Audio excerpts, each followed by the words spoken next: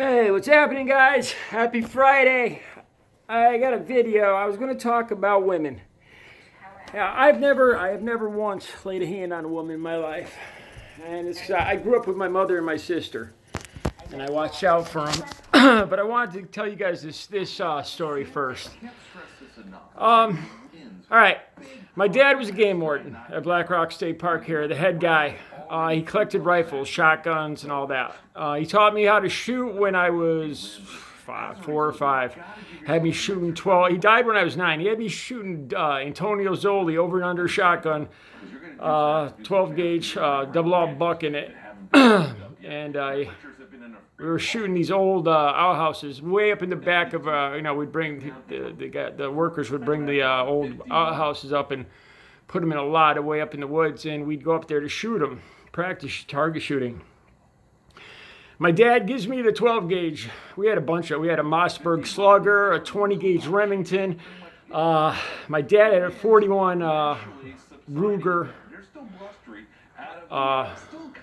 41 Ruger. 41, not a 44. Anyway, we're up there shooting.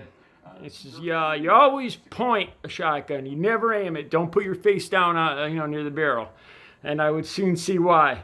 So it was a one trigger double barrel. You pull it soft, it'd shoot off one round. You pull it, give it a good yank, it would blow off both rounds. And I gave it a good yank, and that fucking thing's boom.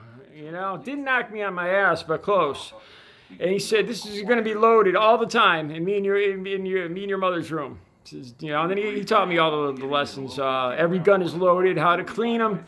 You never point any gun at anybody unless you intend to fully kill that person. So he taught me all these rules.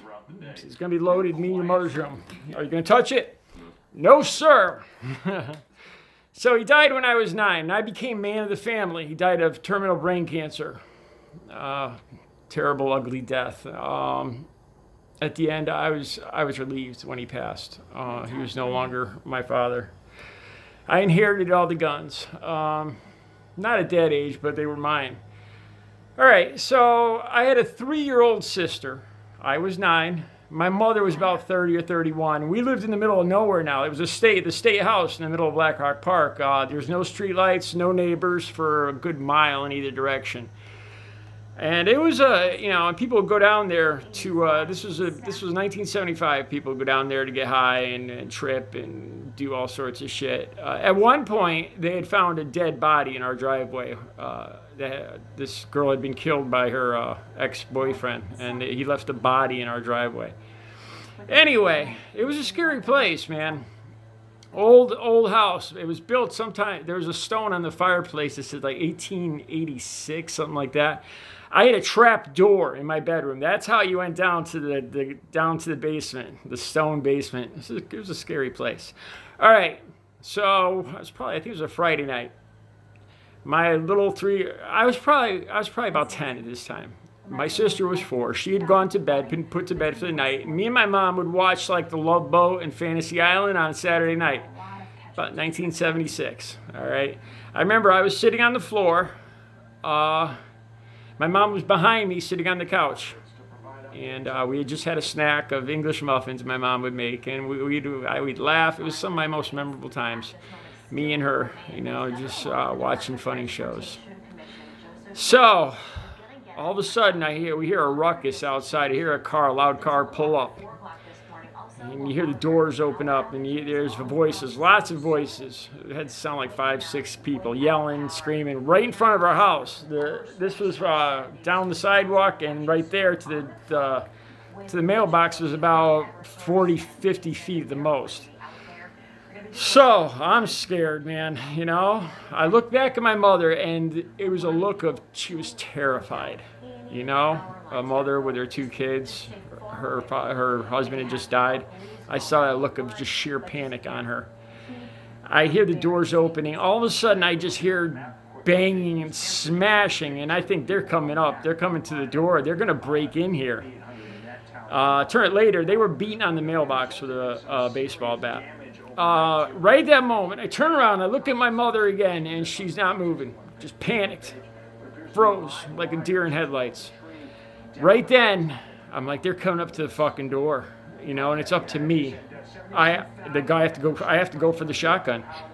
I'm gonna have to fucking kill these people when they come through the door. And it all became so fucking real to me right at that, in my 10-year-old mind. And I might have still been 9 even at that point. It's all up to me. My mother wasn't moving. My 4-year-old sister was in her crib.